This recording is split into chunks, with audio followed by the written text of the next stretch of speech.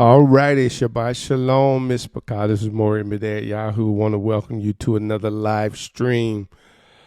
The prophetic voice is in the house. So if you enjoyed that song, I'm going to put it on the website, on the livingbranch.app. I really immensely enjoy that song because, man, I'm one. Hey, Spirit lead me, the Ruach HaKodesh. That's what we want. We want the Spirit to lead us in what we're doing. We've done enough of stuff on our own and taking our own direction and thinking, hey, but it's time for the Ruach to lead us. Spirit leads us. So I want to thank those that joined in tonight. We're going to just go over something.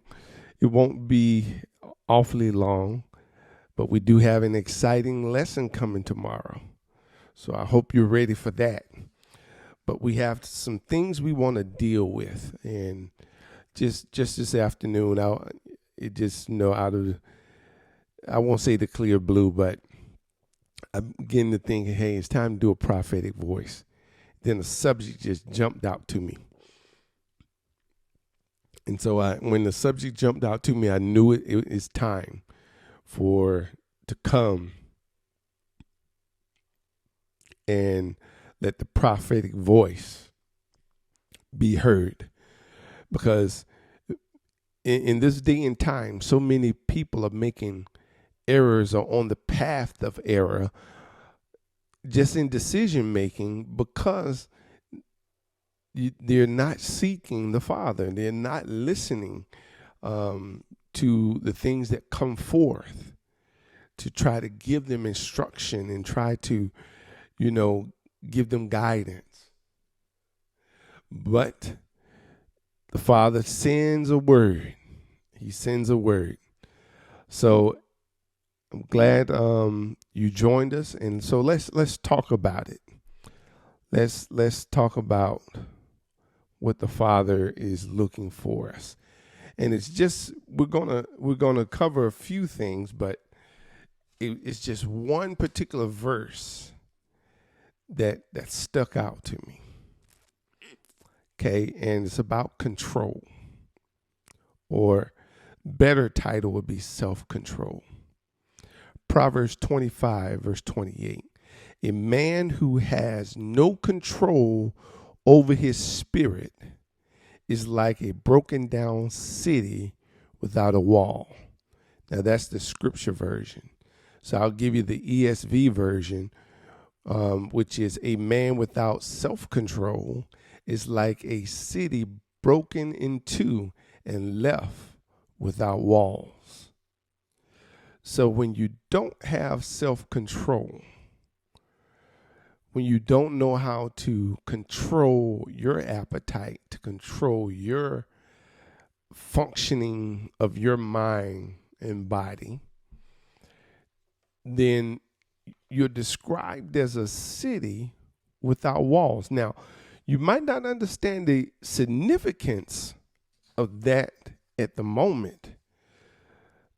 It's not like they had, a 357 Magnum or 44 Magnum or 45 Colt 45 or 12 gauge shotgun sitting around waiting.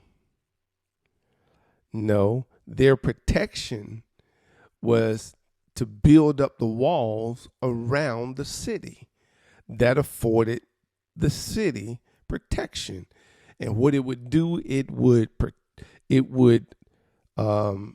regulate, that's a good word, it would regulate a central point for things that go in and out of the city. So it had a place that it had to come in, and there was a place it had to go out. But when you have a city without walls, things are coming in and going out at any place around the city.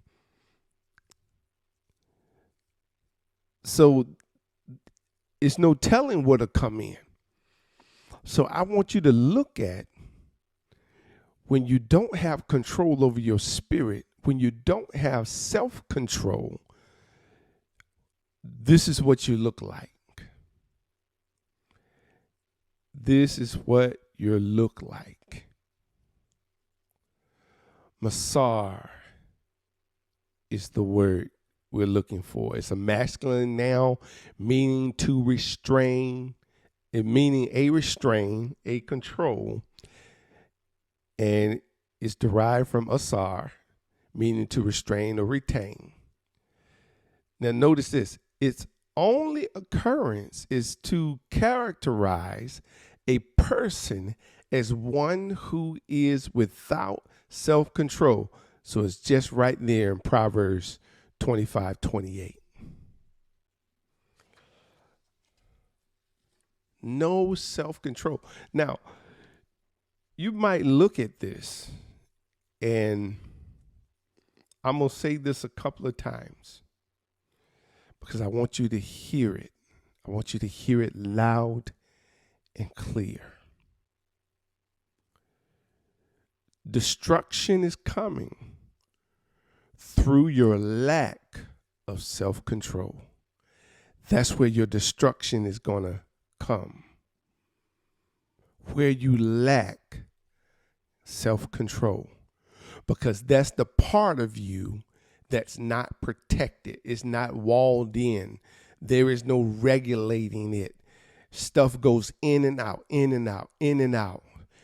No regulation, no protection. So that is where the destruction is going to come. And you can look at, let's put it in a better term for self-control. A person whose spirit lacks restraint. As in one who's given to outbursts of passion, who lacks self-control. This person has no natural defense, but reveals his true nature at all times. The proverb is stating that without self-control, a person is vulnerable, like a city without defense. So destruction is coming through your lack of self-control. So if you want to avoid destruction, you need to identify what areas you lack self-control in, you lack restraint in, because if you don't, that's where the enemy, that is where and what the enemy will use to bring about your demise. Now, I have some different places in the Brit Hadashah I want to read because the realm of self-control, it spans. See, what righteousness does, righteousness put rules in place. I hope you're hearing me. That gives restraint. So without rules, there's no restraint. So that's why it's so important for you to have Torah established in your life, working in your life, working effectively, because Torah establishes a boundary. It gives a wall around you. It affords you protection. Without that protection, things come in and out of your life at will and at random. And it's just a matter of time before the right thing comes in. And the next thing you know, you're in a pickle. Now let's go look at, and if you have your scriptures, you can turn there. 1 Corinthians chapter 6, verse 9.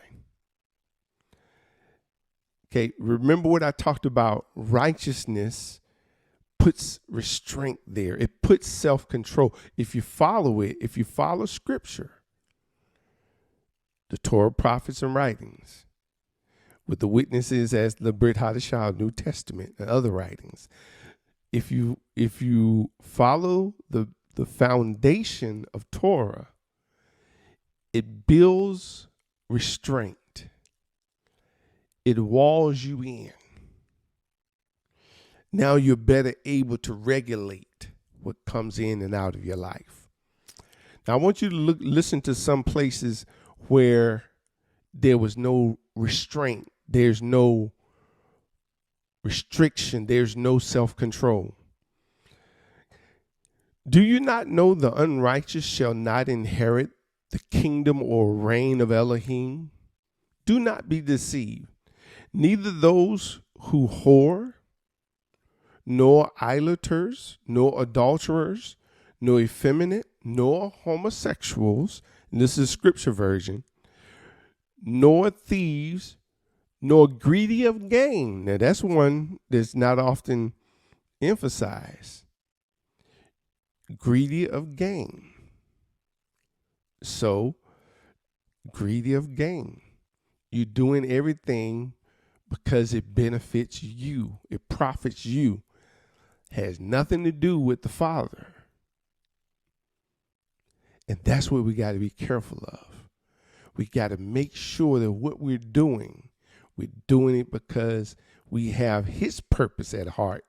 And there's not a sub-agenda of it benefiting me. Nor drunkards, nor revilers, nor swindlers shall inherit the reign or the kingdom of Elohim. Now, Shaul gives this kind of language in quite a few of his writings to the various assemblies that were during his time. He comes back and he talks about some of the same stuff to the Galatian church or assembly in the 5th chapter, the 19th verse. But in here he talks about the works of the flesh. The works of the flesh are well known, which are these: adultery, that he mentioned that one before, whoring, uncleanness, indecency, idolatry, drug sorcery, hatred, quarrels, jealousies, fits of rage, self-ambition, dissension, faction, envy, murder, drunkenness, wild parties, and of the like, which I forewarn you, even as I also said before, that those who practice such as these shall not inherit the kingdom or the reign of Elohim. So do you see a lot of these that he's touching on are very similar. Then the final place that he reiterates is in Ephesians, the 5th chapter, starting at the 3rd verse. But whoring and uncleanness and greed of gain, we've heard those before. Notice that it's a constant, it's a continual cycle. It's the same things at different places, different assemblies, but it's the same type things that work.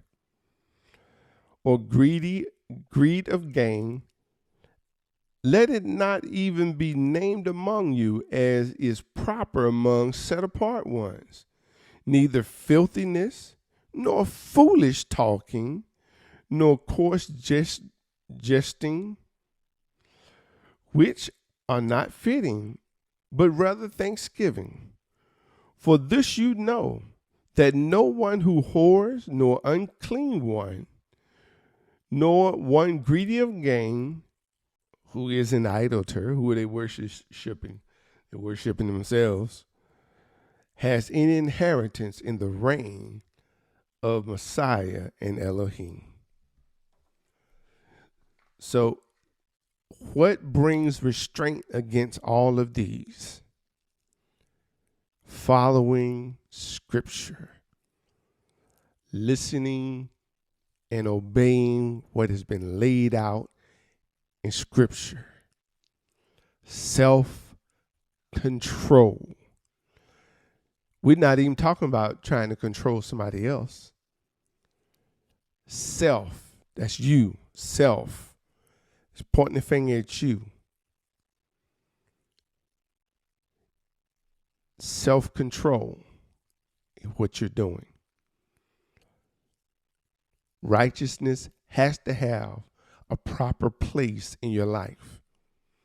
And if it doesn't, you can lose, you can overeat, overindulge, gluttony, drunkard, drink too much. Self-control. Who's responsible for that? You are. You've got to take ownership. That's where it starts, taking ownership and identifying what is lacking. Then you can start to put the wall of Torah in place to guard you so that you just don't fall victim. But you listen to what I'm telling you. Many that lack self-control, they're going to get exposed. It's just a matter of time. Because, as I told you before, destruction is coming through where you lack self-control. And the enemy's testing it out right now to see where you lack self-control. Where is it? Most of us know where it is. The question is, when will we deal with it? I suggest that you deal with it now rather than later. Because the more the time the enemy has to work, the better foothold that he's going to get. And the harder it's going to be to build, because what he's trying to do is to turn that ground where you would build that wall into sand. And when it becomes sand, you might build a wall, but guess what?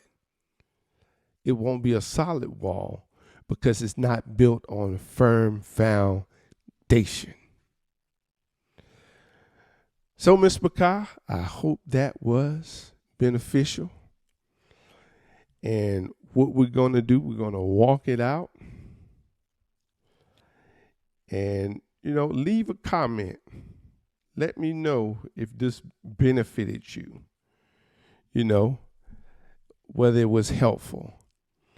And make sure you tune in tomorrow for the Shabbat lesson. It's going to be at 11 p.m. Eastern Standard Time. And with that, I say Shabbat Shalom, and I pray that you have a wonderful Shabbat.